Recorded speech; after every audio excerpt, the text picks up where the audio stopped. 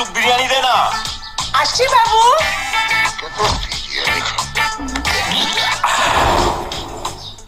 আরে already half dozen ডিম খেয়ে ফেলেছে, ডিম দিও না। আরো কটা খা, তুই কেমন দুর্বল হয়ে যাচ্ছিস দেখছিস না?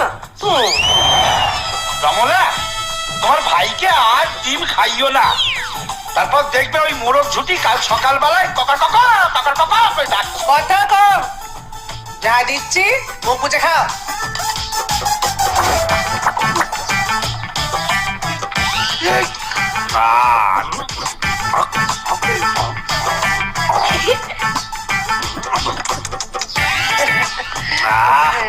আম খা, আমের ভীষণ দাম। আমি দিচ্ছি তা।